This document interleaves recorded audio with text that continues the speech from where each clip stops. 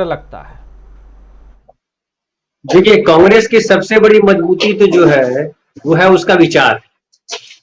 और विचार ये कि भारतवर्ष जो है वो दुनिया के सामने एक ऐसा देश बने जहां प्रकृति पूरे अपने पूरी संपूर्णता के साथ प्रकृति दिखे।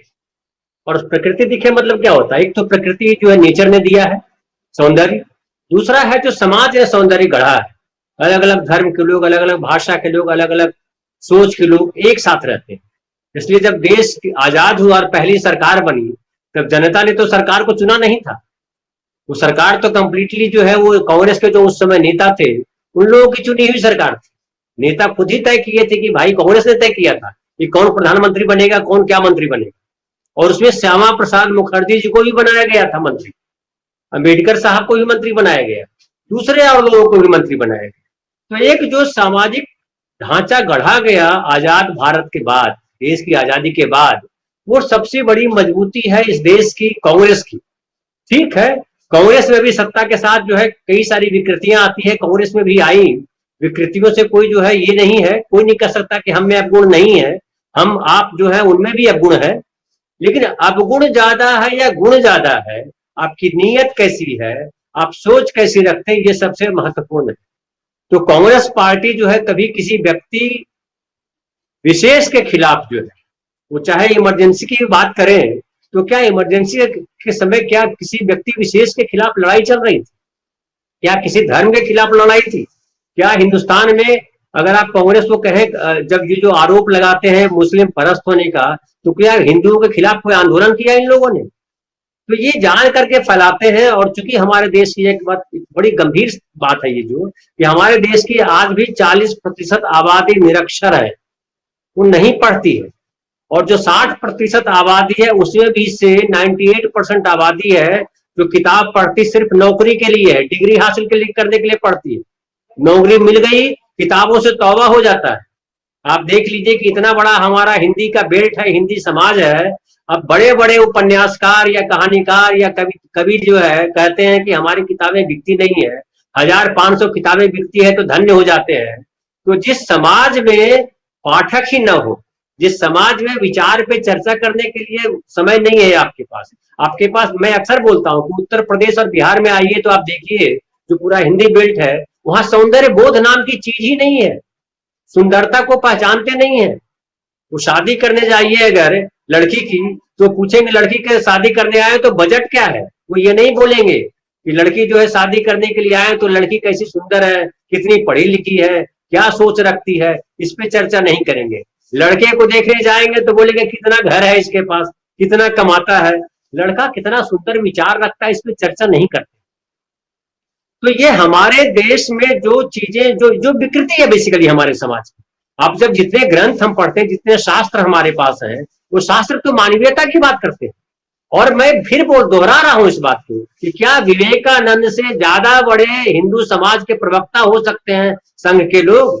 ये प्रज्ञा ठाकुर, ये मोदी जी या कोई भी जी हैं, जितने जी लगा दीजिए, क्या विवेकानंद से ज्यादा बड़ा प्रवक्ता है हिंदू समाज के? उन्होंने क्या कहा था? क्या कहा था कि हिंदुओं को यहाँ आजादी नहीं है? क्या उन्होंने कहा था कि हिंदू बड़े शोषित हैं? उन्होंने तो कहा था कि धर्म को साइड कर दीजिए और पूरी मानवीयता को लेकर के, सबको साथ लेकर के, पूरे भारत को साथ लेकर के आगे बढ़िए ताकि भारत का नाम जो है दुनिया में हो। तो ये तो जो है भारतवर्ष, ये राष्ट्रवाद का झूठा नारा लगा, ये बेसिकली भारत की छवि पूरी दुनिया में ये खराब कर रहे हैं। हिंदू धर्म की छवि दुनिया में ये खराब कर रहे हैं। और ये मैं फिर एक कहानी सुनाऊंगा कि जो गांव में पहले चोर आते थे चोरी करने के लिए, तो बैल चुरा करके जब भागते थे तो बैल के गले में जो घंटी लगी होती थी ना, तो चोर के कुछ साथियों घंटी लेकर के दूसरी दिशा में चले जाते थे और बैल लेकर के दूसरी दिशा में चले जाते थे कुछ चोर उनके साथी। तो गांव के लोग समझते थे घंटी जिधर से बज रही है उधर बैल लेके गए, हाँ उस दिशा में भागते थे लोग। तो वही एक काम करते, कथनी और करनी इनकी बिल्कुल अलग। ये गोदी मीडिया कह करके उनको समझा रहे हैं, डायरेक्टिव दे रहे हैं, लेकिन इनके अपने जो प्रवक्ता है, संबित पात्रा हो या इनके अपने जो सांसद हैं, वो प्रज्ञा ठाकुर हो, वो क्या बोलते हैं? इनके जो मंत्री हैं वो क्या बोलते हैं? अभी आपने पढ़ा होगा, 2-3 दिन पहले मैंने देखा कि मंत्री कह रहे हैं कि पैसे खाइए लेकिन सब पैसे खुद मत खा जाइए। बताइए, ये भ्रष्टाचार के खिलाफ क्या लड़ने की बात कर रहे हैं? अगर भ्रष्टाचार के खिलाफ लड़ते तो क्या 5,000 करोड़ की प्रॉपर्टी इस पार्टी के पास होती? 70 साल से देश की आजादी के बाद जो कांग्रेस पार्टी सत्ता में रही, अगर मान लीजिए 50 साल सत्ता में रही, उनके पास 1,000 करोड़ नहीं है और ये 10 साल में 8 साल में इतना पैसा कमा लिए। तो ये क्या है? ये बॉन्ड का जो सिस्टम लाया क्या है? तो ये एक आदर्श जो शब्द है, लाइनें हैं, सदा सच बोलो, ऐसा बोलेंगे लेकिन वो झूठी बोलेंगे। मुंह में, जिसको कहते हैं कि मुंह में राम, क्या मुंह में राम बगल में सूरी, तो ये इनकी नीति है। और इससे मुझे लगता है बीजेपी से डरने की जरूरत नहीं है। कांग्रेस के अंदर विचार ही उसकी मजबूती है और उस विचार पे खड़े रहना है। अब एक दुर्भाग्य की बात है कि कांग्रेस में ढेर सारे नेता हैं जो सत्ता के लालची है बेसिकली, जिनको लगता है कि सत्ता नहीं है तो क्यों यहाँ। हम सॉरी टू से, लेकिन हार्दिक पटेल का जो पिछला बयान था वो क्या था? उसने क्या कहा था कि मुझे अपना करियर बनाना है। अरे तुम करियर बनाने आए हो या देश की सेवा करने आए हो? माधवराव सिंधिया चले गए, ये हम देश की सेवा नहीं कर पा रहे हैं, तो नागरिक उड्डयन मंत्री बनने के बाद देश की सेवा कर रहे हैं। तो ऐसे कई लोग हैं। तो अब सचिन पायलट क्या कर रहे हैं? वहां अशोक गहलोत से लड़ाई लड़ रहे हैं मुख्यमंत्री पद के लिए। अब कांग्रेस पार्टी को मजबूत करने के लिए, कांग्रेस पार्टी को इसलिए मजबूत करना है कि राष्ट्र मजबूत हो, उस पर आप विचार नहीं कर रहे हैं। तो लेकिन देर सवेर, अभी ठीक है सत्ता में नहीं है, कांग्रेस के खराब समय है, लेकिन मुझे लगता है विचारों पे खड़ा रहना जरूरी है। और एक आखिरी लाइन से अपनी बात खत्म करूंगा कि फिल्म में एक डायलॉग था, अमिताभ बच्चन की शायद कोई फिल्म थी वो, उसमें कहा था कि जहां मैं खड़ा होता हूं लाइन वहीं से शुरू होती। तो विचार जो है कांग्रेस के पास है, जो मध्य मार्गी विचार है, जो सबको साथ लेकर चलने की बात है। ये भले कहते हैं सबका साथ सबका विकास, लेकिन सबका साथ सबका विकास कहां? आप तो बोलते हैं कि हिंदू के अलावा कोई होगा नहीं, तो सबका साथ कैसे है भाई? लेकिन कांग्रेस जेन्युइन तरीके से सबका साथ सबका विकास की बात करती है।